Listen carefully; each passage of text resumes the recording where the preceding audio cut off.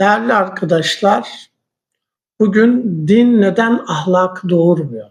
Yani normalde din dediğimiz şeyin temelde ahlakı, adaleti tesis etmek üzere geldiğini, Allah'ın da büyük oranda bu bağlamda bundan ötürü peygamber gönderdiğini biliyoruz.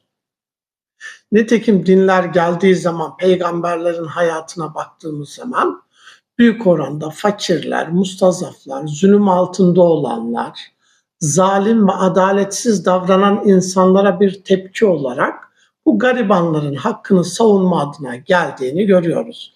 Bundan ötürü de peygamberlere iman edenler, ilk etapta halis ve muhlis şekilde peygamberlere iman edenler, o günün şartlarında fakirler, köleler, kadınlar, mustazaflar olan insanlar. Fakat zamanla özellikle son dönemde yani dünya düzeninde artık dinin diskalifiye edildiği, dinin artık devlet otoritesinde ve toplum üzerinde büyük etkisinin olmadığı, sömürgenin de bu anlamda büyük etki ettiği döneme baktığımız zaman dinin artık ahlak doğurmadığını görüyoruz. Bunun temel nedeni nedir? Elbette bu konuyla ilgili net, kesin cümleler, kesin kriterler, kesin gerekçeler ortaya koymak zor olmakla beraber uzun yıllardır bu camianın bir ferdi olarak diyelim, ben de kendi zaviyemden, kendi dünya görüşümden bunun temel nedenleri ne olabilir? Buna dair hem derslerde hem arkadaşlarla yaptığımız hasbihal sohbetlerde bu konuyu zaman zaman ele alıyoruz. Bu konuyu bugün ele almamın temel nedeni nedir? Bildiğiniz gibi Narin olayında işte adam Narin'in cesedini diyelim götürüp gömüyor, sonrasında gelip namaz kılıyor. Ya bunu ifade edebiliyor. Veya hepimiz etrafımızda işte 5 vakit namazı cemaatle kılmasına rağmen hiçbir adalete, liyakata, hakkaniyete dikkat etmeyen pek çok Müslümanın, pek çok bireyin olduğunu görüyoruz. Halbuki normalde din dediğimiz şey Allah da Kur'an'da ifade ettiği üzere İnna Allaha ya'muru bil adli vel ihsan. Allah adaleti emreder, ihsanı, iyilik yapmayı emreder. Allah başka bir ayette akimis salah inne salate tenha anil fahşa vel münker ifadesini kullanır. Şimdi Allah namaz kıl çünkü namaz fuhşiyattan, kötülüklerden, münkerden yani toplumun kötü gördüğü her şeyden insanı alıkoyar der. Yani normalde bir ibadetin, bir dini düşüncenin insanı kötülüklerden, adaletsizlikten, münkerden alıkoyması gerekir. Fakat modern dönemde dinin böyle bir fonksiyonunun olmadığını görüyoruz. Yani mümin olan veya Müslüman olan veya muhafazakar olan insanların daha iyi olması beklenirken muhafazakar olmayanlarla aşağı yukarı aynı dünyayı yaşadıkları, aynı şekilde suça bulaştıklarını, aynı şekilde liyakate, adalete dikkat etmediklerini görüyoruz. Şimdi seküler bir insanda var olan vicdandır, insancıllıktır ve benzeri bütün o hasletler muhafazakar insanda da var. Fakat muhafazakar insanda onda olmayan bir şey daha var. Nedir o? İhsan makamı dediğimiz, siz Allah'ı görmeseniz dahi devamlı Allah sizi gördüğü için sadece kanundan, sadece kuraldan, sadece mahalle baskısından değil, her daim yalnız iken dahi ahlaklı, adaletli, iyi olmanız gerekir. Yani muhafazakar insanda seküler insan veya muhafazakar olmayan insanlara göre bir tık veya iki tık daha iyi olması beklenir. Çünkü onun ahiret düşüncesi var, ahiret inancı var, Allah korkusu var. Yani muhafazakar olmayan da bulunan insani hasletlerin tamamı onda olmakla beraber artı olarak farklı inançları, düşünceleri var. Fakat buna rağmen bir din ahlakı doğurmuyorsa bunun temel nedenleri nelerdir? Bunun üzerinde ciddi anlamda imali fikirde bulunmamız gerekir. Çünkü muhafazakar insanın, dindar insanın en azından dindar olmayana göre bir iki tık daha iyi olması, daha adil olması, daha ahlaklı olması gerekir. Dinin ahlakı doğurmamasının pek çok nedeni zikredilebilir. Yani bu alanda kesinlikle kriterler şudur diyemem ama dinin bir borçluluk düşüncesiyle gerçekleştiriliyor olması. Yani din dediğimiz şey sanki Allah'a borçluyuz, borcumuzu ifa etmek üzere ibadet ediyoruz, bazı ritüelleri yerine getiriyoruz. Dini bir borçluluk gibi algılamak, bu biraz da imtihan kavramının da bir sonucu olarak ortaya çıkıyor. Bu insanların dinin özünü ıskalamaları, sadece onu bir borçluluk düşüncesiyle yerine getirmelerine sebebiyet veriyor. İkincisi, din dediğimiz şeyin bir kurallar bütünü olduğuna dair düşüncenin baskın olması da dinin mahiyetini, özünü ıskalamamıza neden oluyor. Zira din dediğimiz şey özünde adalet, liyakat, hakkaniyet, sevgi, merhamet gibi kavramlar etrafında şekillenmesi gerekirken din denilen şey daha çok fıkhi kurallar etrafında dönüyor. Yani din bir anlamda fıkıhla özdeşleştiği için, o kurallar bütünüyle özdeşleştiği için kurallardan, sorumluluklardan mürekkep, onlardan teşekkül eden bir dini anlayışında insanları, özellikle modern dönemde yaşayan insanları mutlu etmediği, ondan uzaklaşmasına sebebiyet verdi ve böyle dini yaşayan insanların da bir anlamda dinin özünü ıskalayarak sadece o kuralları yerine getirmeye çalıştıklarını söyleyebiliriz. Üçüncü olarak şekilcilik diyebiliriz. Yine bu birinci ve ikinci maddenin de bir sonucu olarak ortaya çıkıyor. Dini şekilciliğe hapsetmek. Örneğin başörtüsüne veya namaza veya belli ritüellere hasretmek de dinin o özünü ıskalamamıza neden oluyor. Artık Müslümanlar dinin adalet, hakkaniyet ve benzeri o merhamet, şefkat gibi kavramlardan ziyade başörtüsünü takmış mıdır, takmamış mıdır? Buna dair insanları sınıflandırmaya başladılar. Halbuki işte geçenlerde Filistin'de şehit edilen, katledilen bir aktiviste baktığımız zaman kendisi Amerika'da eğitim görmüş.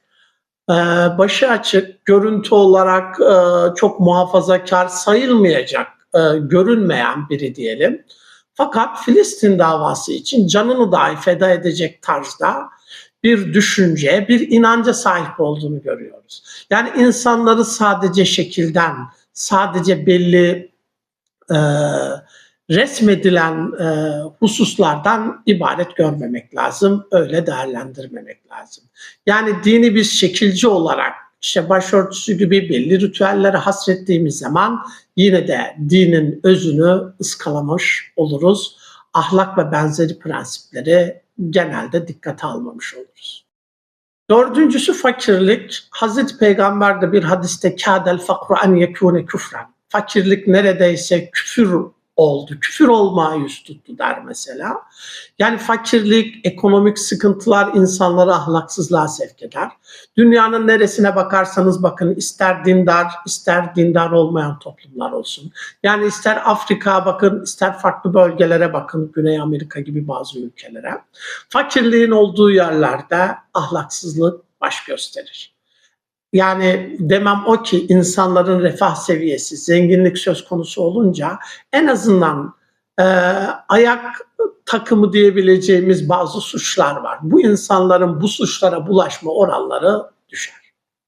Dolayısıyla fakirliğin de, özellikle Müslüman coğrafyada fakirliğin baş göstermesinin de bu ahlaksızlığa, bu ahlaki prensipleri önemsememe, adaleti tesis etmeyi temel prensip, temel bir düşünce olarak görmeme şeklindeki düşüncelere de sebep olduğunu düşünmekteyim. Beşincisi sömürge. Tabii ki yine bu maddelerin pek çoğu iç içe girmiş maddeler olabilir. Sömürge dediğimiz şey özellikle 4 asırdır. İslam coğrafyası başta olmak üzere bu coğrafyada Batı'nın gelip bu toplumun zenginliğini çalması, insanları fakirlik içinde bırakması, devlet yönetiminin onlara yakın birilerinin olup toplumla devlet arasındaki makasın açılması, yani toplumun bir anlamda devletle kendisini aynı değil de gayrı olarak görmesi şeklindeki düşüncelerin de ben insanların ahlaksızlığa, devleti de sömürmeye sevk ettiğini söyleyebilirim.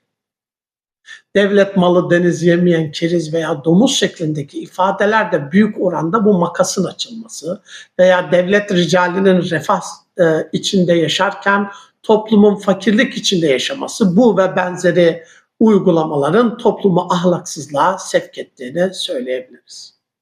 Altıncı olarak bir örnek üzerinden bu meseleyi ele almaya çalışıyorum. Mesela faiz meselesi. İslam hukukunda veya Yahudi hukukuna baktığınız zaman kafirden veya kendinden olmayan insanlardan alınmasının sanki sakınca doğurmayacağına dair bir prensip, hukuki bir prensip geliştirdiklerini görüyoruz. Halbuki bir şey ahlaksızsa bunun dini imanı olmaz. Nerede olursanız olun, hangi toplumda yaşarsanız yaşayın, o adaleti tesis etme, ahlaksızlığı giderme anlamında bir temsil gücüne sahip olmanız gerekir. Fakat bu ve benzeri hukuki prensiplerin de ayrı gayrı gibi bazı anlayışların yerleşmesine, bir anlamda ötekiyi yaratmaya, ötekiyi yarattıktan sonra onun lehine olan, onun için de gündeme gelecek hakkaniyet, adalet ve benzeri prensipleri ıskalamalarına sebebiyet veriyor. Yedinci olarak tebliğ dediğimiz şey artık tehdit unsuru, cehennemle korkutma veya Allah'ın gazabıyla korkutma şeklinde değil, dini güzel temsil etmeyle gerçekleşebilir. Zira İslam'ın yayıldığı coğrafyalara baktığınız zaman fıkıhla veya kelamla değil, büyük oranda tasavvuf dediğimiz, zühd dediğimiz, o takva dediğimiz, o ahlak dediğimiz, o kadirşinaslık dediğimiz, başkasını kendi nefsine tercih etme veya empati kurma, eşit görme gibi düşüncelerin insanların imana girmelerine veya İslam'la müşerref olmalarına vesile olmuştur. Elbette videolarda selefiliğin ve benzeri düşüncelerin işte insanları dine sevk ettiğine dair ve bunu reklam olarak kullanan cemaatler de var. Fakat emin olunuz ki bu tip düşünceler insanları dine sevk etmekten ziyade insanları dinden soğutmaktadır. Dinin bazı nedenlerden ötürü ahlakı tesis edemediği, en azından günümüzde, yani temelde böyle olduğunu iddia etmiyorum. Din temelde hakkaniyeti, adaleti, ahlakı tesis etmek üzere gelir. Hazreti Peygamber de bir hadisinde ben ahlakı tamamlamak için gönderildim der. Yani ahlak, erdem dediğimiz şey dinin en temel esprisi, en temel kriteri olmalıdır. Bugün adaletin, hakkaniyetin namazdan dahi daha üstün olduğunu söylersek muhtemelen pek çoğu insan tepki verir.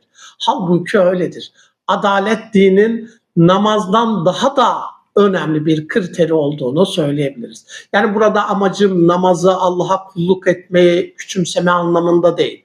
Onlar bireysel ibadetler, kulluklardır. Ama adalet dediğiniz şeyi tesis etmezseniz, ahlakı siz topluma güzel şekilde yansıtmazsanız, bireysel olarak değil, toplumsal olarak daha çok insanın ifsat olmasına neden olursunuz. Dolayısıyla adalet, hakkaniyet gibi kavramların bizim farz olan ritüellerden çok daha önemli olduğunu devamlı vurgulamamız gerekir.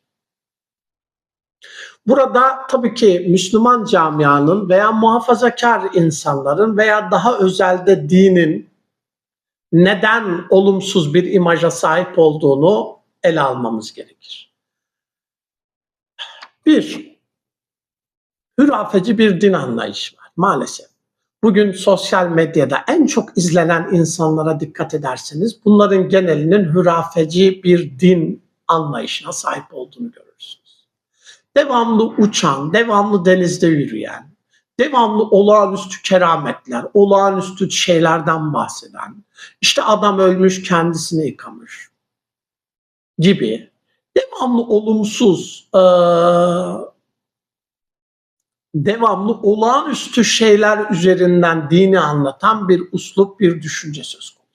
Öncelikle evrene baktığımız zaman evrende milyarlarca şeyin sebep sonuç ilişkisi içinde söz konusu olduğunu, Allah'ın bu şekilde yarattığını görüyoruz. Fakat istisnai olarak diyelim ki mucize veya benzeri bazı şeyler sudur etmişse, zuhur etmişse, onlar üzerinden bir dini anlayışı tesis etmeye çalışırsanız insanları bilime değil hürafeye sevk etmiş olursunuz, ona yönlendirmiş olursunuz. Bu hurafeyi anlatan din anlayışın seküler insanlar tarafından dahi dinin dalga geçilecek bir fenomen olmasını sağladığını veya buna neden olduğunu söyleyebiliriz. Dolayısıyla hürafeci din anlayışının, hürafeci uslubun en azından sosyal medya vasıtasıyla topluma anlatılmaması gerektiğini, bu anlamda belki de Diyanet'in dahi buna müdahale etmesi gerektiği kanaatindeyim. İkincisi IŞİD, El-Kaide gibi radikal İslam düşüncesinin, bu farklı dinlerde, farklı ideolojilerde, sol örgütlerde de çok var. Bu radikal düşüncenin ben yine dine zarar verdiği kanaatindeyim. Bunu Çeçenistan'da da, Suriye'de de, Irak'ta da, farklı bölgelerde de devamlı görüyoruz. Bugün Afrika'nın pek çok yerinde savaşan veya zulmeden, cihat adı altında zulmeden insanların IŞİD gibi, El-Kaide gibi düşüncelere sahip olduklarını görüyoruz. Bu insanlar kendilerinden olmayanları kafir, müşrik, mürtet gördükleri için onları öldürmeyi, karılarını cariye olarak almayı, çocuklarını esir olarak tutsak etmeyi gayet normal, tabii bir hakları olarak görüyor. Halbuki Amerikalıların gelip aynı şeyleri kendilerine yapmaları durumunda bunu ahlaksızlık olarak göreceklerdir. Fakat kendilerine yapılmasını istemedikleri şeylere gidip başkalarına sadece farklı dine mensup oldukları için veya sadece kendi dini düşüncelerine sahip olmadıkları için rahatlıkla zulmetmektedirler. Yani radikal İslam düşüncesinde din zaman zaman, her zaman demiyorum, zaman zaman suç işlemeye sebep olacak bir argümana dönüşür. Ben de bazı insanlardan duymuşumdur. Hırsızlık yapıyor veya zulmediyor. Diyor ki işte filan kişi Müslüman değil, yok müşrik, yok bilmem mürted. Yani bu tip ahlaksızlığı din adına savunduğunuz zaman dine de zarar vermiş olursunuz. Üçüncü olarak Eş'ari'nin kudret anlayışının da bu anlamda insanların zihnini biraz ifade ettiğini düşünüyorum. Şimdi siz her şeyi Allah'ın gücü yeter, Allah yapamaz mı? Allah olağanüstü şeyleri yaratamaz mı? Gibi argümanlardan hareketle temellendirmeye çalışırsanız orada sebep sonuç ilişkisi kalmaz, bilim kalmaz. Yani Allah her şeyi yapabiliyorsa tamam, yani o zaman çok büyük uğraşa gerek yok. Bundan ötürü ortada bir zulüm, bir sıkıntı varsa bakıyorsunuz medyada, Vaka suresini okursanız yok zengin olursunuz. Yok bilmem hangi duayı okursanız muzaffer olursunuz. Yok şu zikri çekerseniz bütün sıkıntılarınız gider falan. Elbette Allah'a kulluk etmek, Allah'a zikretmek hem psikolojik olarak hem Allah'ın emri olarak bunu yapmamız bizi rahatlatır, mutlu edebilir. Fakat evrene baktığımız zaman Tanrı kelimesine de takılanlar var. Yani Tanrı, Tegri, Allah, Huda, bunlar hep aynı anlama gelen kavramlardır. Allah evrende her şeyi sebep sonuç ilişkisinde yaratmış. Yani aslında bilimin gelişmesine veya aklı kullanmamızı gerektiren bir durum var evrende. Her tarafta sebep sonuç ilişkisi var. Dolayısıyla bunu ön plana çıkarmamız lazım. Ama maalesef kudretin ön plana çıkarılıp aklın ikinci plana itilmesi de en azından avam tabakasında veya cemaatlerde veya genel Müslümanların düşüncesinde böyle bir algının olması da Müslümanlara yönelik olumsuz bir tavra neden olmaktadır. Halbuki Müslüman düşünürler, özellikle filozoflar, kelamcılar, onların genel tavrı اِذَا تَعَارَدَ الْعَقْلُ وَالنَّقْلُ قُبِلَ الْعَقْلُ وَاُوِّلَ النَّقْلُ. Akıl ve nakil çeliştiği zaman akıl alınır, nakil yani nas tevil edilir. Bu kelamda da böyledir. Usul-u fıkıhta da özellikle muhassisleri sayarken biz akla yer veririz. Yani akıl nasların anlamını daraltan, tahsis eden en önemli delillerden, en önemli hususlardan biridir deriz.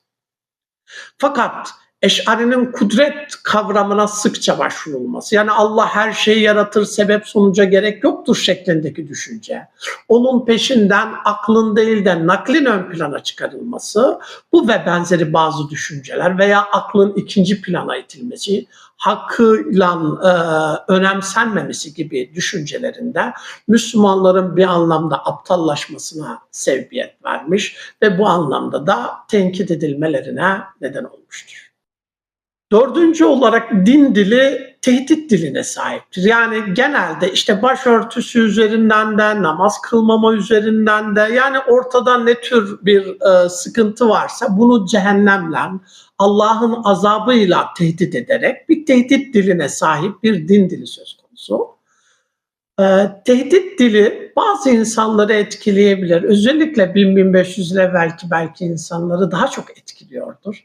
Fakat tehdit dilinin dinin yayılmasına katkı sunmadığını, bu tehdit dilinin sadece münafıkları yarattığını, münafıkların yeşermesine sebebiyet verdiğini söyleyebiliriz. Dolayısıyla din dilinin tehdit dilinden ziyade sevgi, şefkat, merhamet, yani dinül hub diyebileceğimiz bir düşünce, bir dile sahip olması gerekir. Aslında baktığımız zaman dinler özünde böyledir. Yani ister Hazreti İsa'nın hayatına bakın, ister Hazreti Muhammed'in hayatına bakın. Büyük oranda şefkat, merhamet, sevgi, buna dair yüzlerce hadis vardır. Fakat insanlar maalesef dini bu tarz alanlardan soyutlayarak daha çok kurallara indirgediklerinden dolayı bu ahlak, sevgi, adalet, şefkat, merhamet gibi kavramların bir anlamda dini düşünce üzerinde belirleyici olmaması sebebiyle ciddi bazı sıkıntıların, olumsuzlukların ortaya çıktığını söyleyebiliriz. Beşinci olarak hem Müslümanlara hem dine karşı ön yargının yeşermesinin veya ön yargının oluşmasında siyasal İslam'ın da büyük bir katkı sunduğu kanaatindeyim. Şimdi siyasal İslam dediğiniz düşünce en azından geçmişte adaletsizlik, zulüm var ise siyasal İslam dediğimiz bu düşüncenin gelip hakkaniyeti, adaleti veya zenginlikte adaleti, eşitliği sağlaması beklenir. Yani şunu daha önce de ifade ettiğim üzere dindar olmayan insanlarda var olan empati, vicdan ve benzeri şeyler muhafazakar insanlarda da var. Ama muhafazakar insanda daha artı bazı idealler var. İşte ahirettir, sorumluluktur, Allah korkusudur gibi. Şimdi dolayısıyla siyasal İslam'dan beklenti daha iyi olması, adaleti daha iyi tesis etmesi. Elbette Cumhuriyet döneminde demokrasiden, adaletten, eşitlikten bahsedemiyoruz maalesef 100 yıldır. Farklı pek çok insan, pek çok toplum, pek çok bölge zulme maruz kalmış. Bu anlamda ciddi bedeller ödemişlerdir.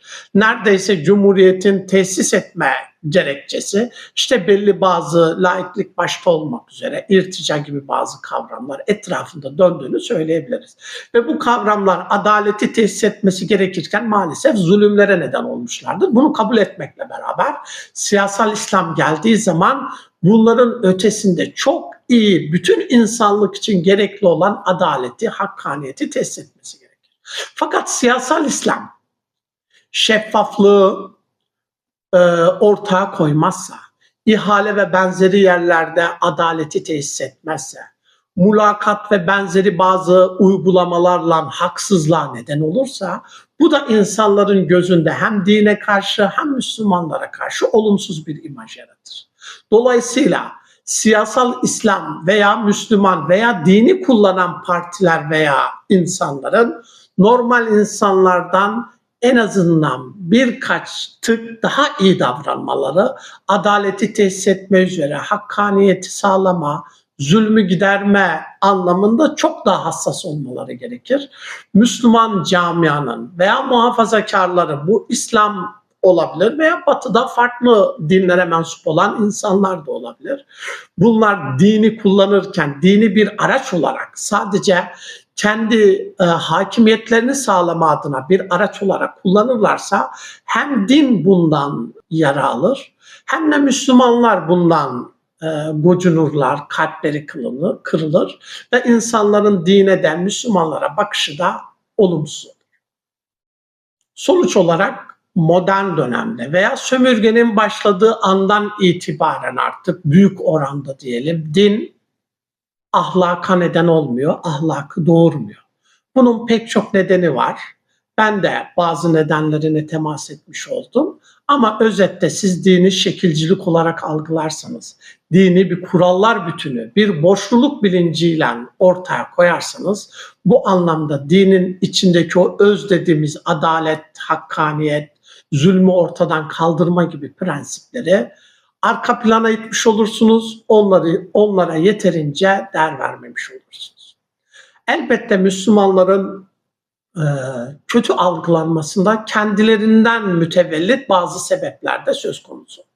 Bunların da temel nedenlerinden bazılarına temas etmiş olduk. Özellikle hürafeci bir din anlayışına sahip olması, radikal dediğimiz dini düşüncenin zorba ile dini anlatması, zorla dini anlatması, zorla insanları dine sevk etmeye çalışması, fakirlik ve benzeri ekonomik sıkıntılar, bütün bunlar hem ahlaksızlığa hem de kötü anlamda algılanmasına sebebiyet vermektedir.